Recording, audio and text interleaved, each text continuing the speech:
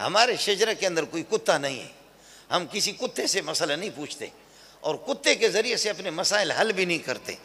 ہمارے مسائل کا حل میں عرض کر رہا ہوں یہ شجرہ ہے. اس قسم. السلام علیکم ورحمۃ اللہ وبرکاتہ. امید ہے کہ سب دوست خیریت سے ہوں گے. مولانا منظور مینگل صاحب کی بیان کو سماعت فرمائیں. حضرت اقدس مولانا احمد علی لاہوری رحمۃ اللہ علیہ فرماتے ہیں، میں یہ سمجھتا تھا، لوگ کہتے تھے کہ حسین احمد مدنی بڑے اتنا بڑا بزرگ ہے. میں کہتا تھا شاید مبالغہ کرتے ہوں گے لیکن اتنے نہیں ہوں گے.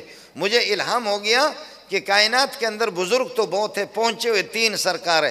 پہلا نمبر ایک عرب ہے، تیسرا بھی ایک عرب ہے، دونوں شام کے. دوسرا نمبر حسین احمد مدنی ہے.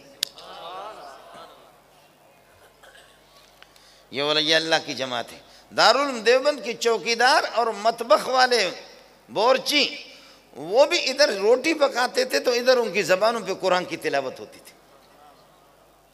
یہ دیوبند اس طریقہ پر نہیں ہوا کہ یہ سارے کے سارے دیوبندی، بلکہ اگر آپ ناراض نہ ہو افغانستان سارا دیوبندی ہے. آپ اگر برداشت کر سکے تو افغانستان جن کے ہاتھ میں زمام اقتدار ہے وہ کون ہے؟ سارے دیوبندی.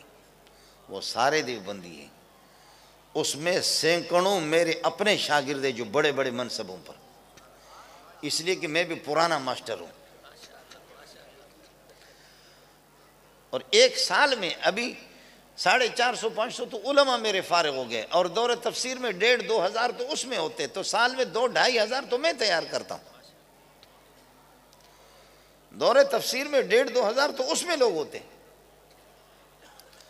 تو ہمارے شاگرد سینکڑوں، یہ سارا سلسلہ دارالعلوم دیوبند کا ہے.